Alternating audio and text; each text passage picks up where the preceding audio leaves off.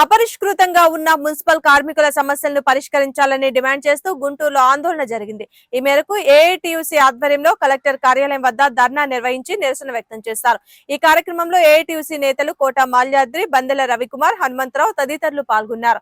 ఈ సందర్భంగా వారు మాట్లాడుతూ వైసీపీ ప్రభుత్వం ఏర్పాటు చేసిన ఆప్కాస్ వ్యవస్థను కొనసాగించాలని డిమాండ్ చేశారు. కార్మికులకు వేతనాలు అందించే విషయంలో ఆప్కాస్ సమర్థవంతంగా పనిచేస్తుందని చెప్పారు. ఏజెన్సీల వ్యవస్థకు అప్పచెప్పితే కార్మికులకు నష్టం జరుగుతుందని వారు హెచ్చరించారు. ఆప్కాస్ విషయంలో రాష్ట్ర ప్రభుత్వం పునరాలోచన చేసి కార్మికులకు మేలు చేయాలని సూచించారు.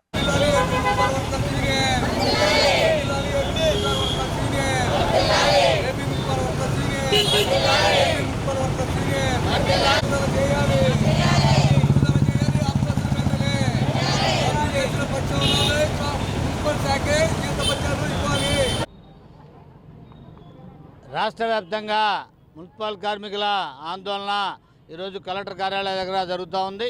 దాంట్లో భాగంగా ఈరోజు ఈ కార్యక్రమాన్ని నిర్వహిస్తూ ఉన్నాం.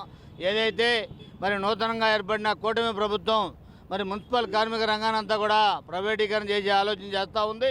దాన్ని మొన్న చెప్పడం కూడా మరి క్యాబినెట్లోనే మరి వాళ్ళు తీసుకున్న నిర్ణయం మరి సరైనది కాదని, ఈ ఏదైతే ఆప్కోసు ఈరోజు గత ప్రభుత్వం పెట్టిన ఆప్కోస్ వల్ల 1వ తారీఖు జీతాలు వస్తూ ఉన్నాయి.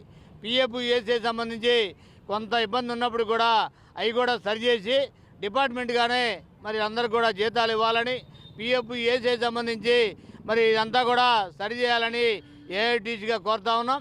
అట్లాగే గతంలో మరి ఆప్కోస్ ఏదైతే ఆప్కోస్ అంటే ఇవాళ వాస్తవం కూడా ప్రైవేట్ సంస్థ అది, కానీ దాని నిర్వహణ ఎండీకి సంబంధించి ప్రైవేట్ వ్యక్తి బదులు ఐఏఎస్ అధికారిని ఉంచి మరి మున్సిపల్ డిపార్ట్మెంట్గానే దాన్ని నడపాలని. రాష్ట్ర వ్యాప్తంగా మున్సిపల్ కార్మిక సమస్యలను పరిష్కరించమని చెప్పేసి అనేది మేము చాలా రోజుల నుంచి ఆందోళన చేస్తూ ఉన్నాము. అయితే గత ప్రభుత్వము మరి ఇచ్చిన హామీలను నెరవేర్చకముందే ఈ రోజున ఈ ప్రభుత్వము మరి అవుట్సోర్సింగ్ కార్పొరేషన్ రద్దు చేసి మరి కాంట్రాక్ట్ అవుట్సోర్సింగ్ కార్మికుల్ని మరి రోడ్డు మీదకి తీసుకొచ్చే పరిస్థితి కల్పిస్తూ ఉంది. కాంట్రాక్ట్ అవుట్సోర్సింగ్ కార్మికులను మరి అవుట్సోర్సింగ్ కార్పొరేషన్ రద్దు చేసుకుంటే మరి ఆ కార్మికుల్ని మరి కాంట్రాక్ట్ పద్ధతిలో కానీ ఏజెన్సీలకు కానీ ఇవ్వడానికి కుట్రపూరితమైన ఆలోచన జరుగుతూ ఉంది. దీన్ని ఏపీ మున్సిపల్ వర్కర్స్ యూనియన్గా వ్యతిరేకిస్తూ ఉన్నాము. ప్రధానంగా మరి అవుట్సోర్సింగ్ కార్మికులకి కార్యనిర్వహణ కానీ, జీతభత్యాలు కానీ, అదేవిధంగా పిఎఫ్ ఈఎస్ఐలు కానీ మరి ఖచ్చితంగా మరి మున్సిపల్ శాఖే నిర్వహించాలి. అట్లానే కాంట్రాక్టర్లకి ఏజెన్సీలకు ఇస్తే మరి మేము పిఎఫ్ కానీ ఈ విధంగా కొన్ని విషయాల్లో మాత్రం సమస్య పరిష్కారం కాకుండా ఉన్నాయి.